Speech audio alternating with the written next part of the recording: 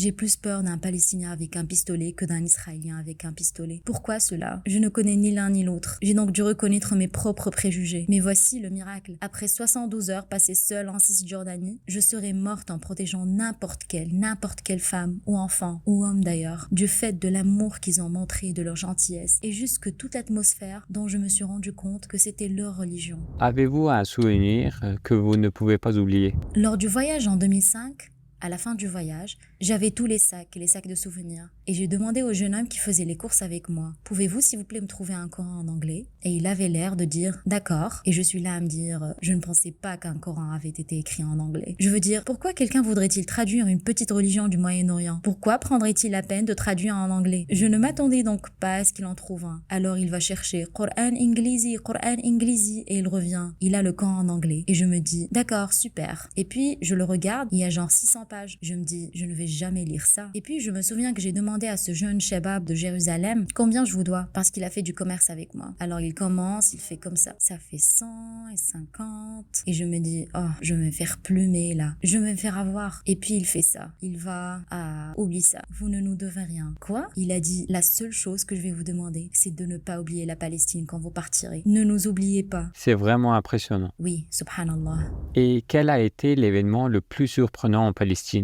Par exemple, c'était en janvier et je ne savais pas qu'il faisait froid au Moyen-Orient. Alors je n'avais pas de manteau et je me rappelle avoir marché dans la rue à Ramallah et une vieille dame en hijab me regarde et dit quelque chose en arabe et puis elle m'attrape par le bras et je suis là à dire d'accord, est-ce un kidnapping de grand-mère? C'est comme ça que ça se passe? Et elle m'a regardé de haut en bas et puis elle m'a emmené dans sa chambre, a ouvert une armoire, on a sorti un grand par-dessus, l'a mis sur moi et a dit Yallah. Et je suis là à dire mais quoi? Il a écrit son numéro et a dit voilà. Et je suis là à dire quoi? Je pourrais juste partir avec ce manteau. Il ne pouvait pas supporter qu'un étranger soit dans sa ville et d'avoir froid alors qu'il avait un manteau dans son armoire. Vous comprenez ce que je veux dire? Allahu Akbar. Et partout où j'allais, il y avait une telle douceur, une telle capacité à tirer le meilleur des choses. Ce qui m'a vraiment frappé, c'est qu'à l'époque, j'avais une ferme française, une grange française en construction. J'avais une piscine, j'avais un jardin d'un hectare, j'avais de beaux enfants, un mari formidable et tout le reste.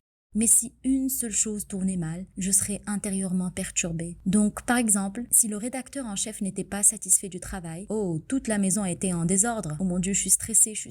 Tu sais, une toute petite chose. Tout devait être parfait. Ou je n'étais pas dans un endroit calme. Et ces gens, des gens tués par l'armée, maisons prises par les occupants, juste la négligence quotidienne de leur zone et l'oppression. Et ils étaient comme salam, paix, comment allez-vous? Prenez un peu de notre nourriture. Et ils avaient ce calme. Je leur ai demandé, pourquoi êtes-vous si généreux? Pourquoi êtes-vous d'accord avec ça? Et ils ont dit, c'est ce livre, c'est le Coran. Allah va arranger les choses. Quand aviez-vous vraiment ressenti de l'attirance pour l'islam? Je me souviens en 2008, en tant que non-musulmane, j'étais bloquée à Gaza, assiégée avec ces personnes qui sont toujours assiégées à ce jour. A'udhu billah. Et c'était le Ramadan.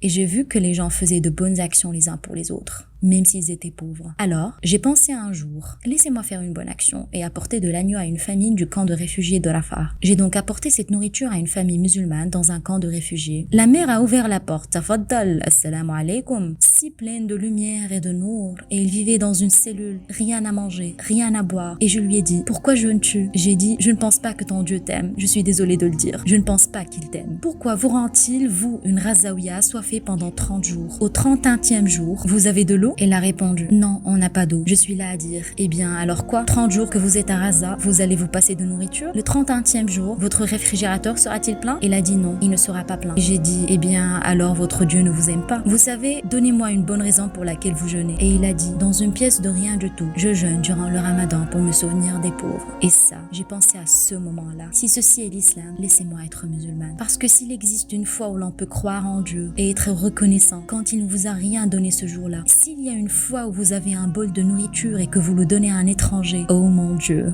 waouh, ça doit être ça.